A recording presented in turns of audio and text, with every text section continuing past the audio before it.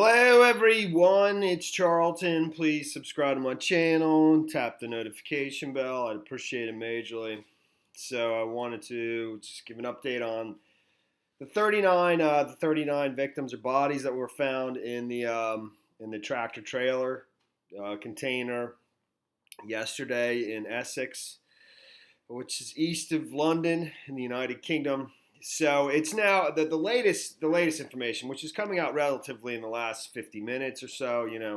Is that they've identified that the 39 victims are all Chinese nationals. So eight of them are women, 31 of them are men, but they're all Chinese nationals. So that definitely seems to be significant. Many people speculated that this was human trafficking.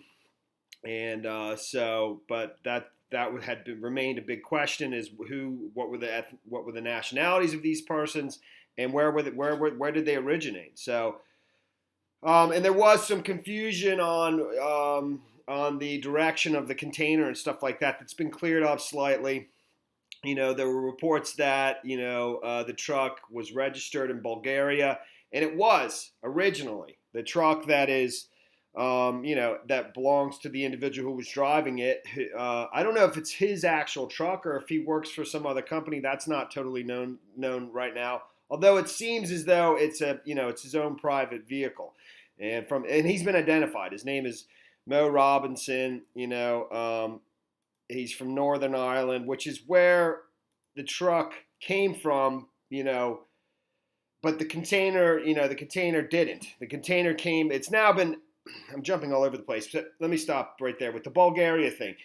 Supposedly, the truck is registered in Bulgaria. This isn't it, actually. This is a different vehicle of his. This is from his Facebook page where he has a number of, this is an even older one than that. And that's that same one, that white one again. Sorry, but this is the vehicle we're talking about. And supposedly there's a sticker on there that indicates that it was, it originated or was originally registered in Bulgaria. The Bulgarian authorities have indicated, that it hasn't been in Bulgaria since 2017. Supposedly, there's some kind of tax advantage to persons in, either in the United Kingdom or Northern Ireland to register their vehicle in Bulgaria. I saw that in one report. So, but the individual, that's the individual who's the driver, who was arrested yesterday on suspicion of murder. And I'll go through it quickly, sort of where the timeline of stuff of what they know so far. But he's from Northern Ireland. He's from Portadown County Armagh. I know I'm pronouncing that wrong, but so which is and he's in, I think is in the northern part of that county. There's Armagh right there, this is like County Armagh. Here's Belfast right here. I believe the truck originally, went from Belfast to Dublin. The truck, not the container that contained the people, to Holyhead, and then to Essex.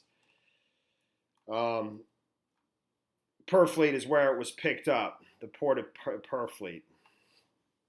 So, reporters, I think, quickly spoke to his brother. I mean, in one report I saw it reported as his partner or wife or girlfriend. They describe her as his partner, who I believe is pregnant right now. And they spoke with, I believe, his actual brother. I believe Mo Robinson's brother, who was helping, Mo Robinson's partner get some stuff to, go somewhere else because of the media storm around this. He was asked, by media and by Belfast Live, I believe, questions. He says, we don't know anything. They're not telling us anything. Supposedly he was visibly shaken up. And and according to this Fox News report, the British authorities did raid that's where he's from, Portadown County Armagh. British police raided 2 sites in Northern Ireland. I don't know what those sites are. So, but that's the individual right there. That's the driver.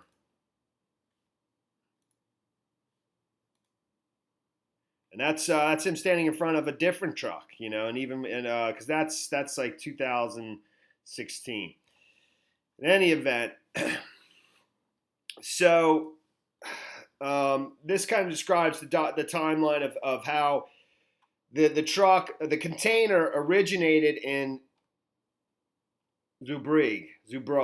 I'm pronouncing that wrong in Belgium. Okay, and he picked up the container in Purfleet,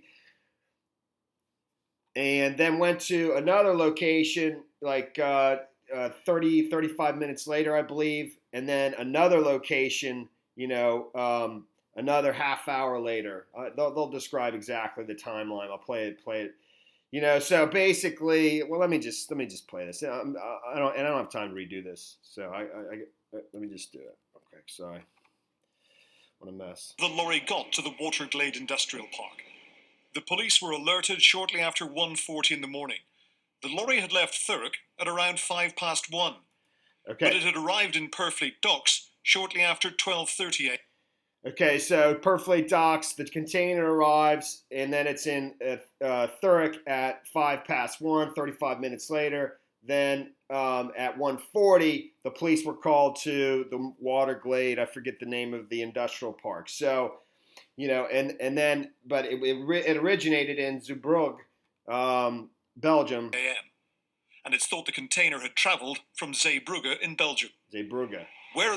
Okay, so and they don't know where it was before that. Now that we know that it was Chinese nationals, I mean, it's quite likely that it came by, some kind of shipping vessel to this location. We don't know that, but that would be my guess. But my other guess would also be that, he gets to Purfleet Docks, he picks up his load, he goes to Thurrock, 35 minutes later, 1:05 to check his load. And I think it's there that he realizes what he has and doesn't know what to do. I don't know if he speaks to somebody at this point. And I don't know how they know these particular times and locations to where it was. I don't know if he has some kind of GPS tracking system on his thing. I assume that that's probably likely. But sees what he has and probably realizes that he has these dead people, goes to another location, as he tries to figure out what to do. And then calls. I don't know. We don't know who called the 5 ambulance services that first arrived before the police, and they're the ones who called the police at 1:40 a.m. at the Waterglade Park. Waterglade. I think it's Waterglade Industrial Park. I can't remember. I'm sorry. So, that's pretty much all we know so far. I think I pretty much covered it all. And, my guess, he's been arrested on suspicion of murder. I don't know if they believe him to be part of a larger ring, and I don't know. I mean, my guess would be he was the one individual that called the ambulance services. That would be my guess. Because who else would have, there was one other thing that I just realized that I wanted to mention. Who else would have known, that they were in there? I mean, so, but I'm sure, that didn't matter. They still arrest him on suspicion of murder, and we'll see whether or not he's part of some large human trafficking ring. And actually, later in this article, there was this witness here. He observed this same truck the night before in a different location, basically, sitting idle with the curtains drawn, and it seems as though he was 10 hours before this whole incident was basically just waiting overnight or waiting, resting until waiting for to swap out containers. He didn't have the container yet, but he did. I'll play his company lorry. It was more of a private, and made me remember it. The cab looked very expensive, with big chrome exhausts and paintwork on it. It was unusual from being like a company lorry. It was more of a private cab. Yeah. And was there any sign of anybody at the lorry at the time, or inside?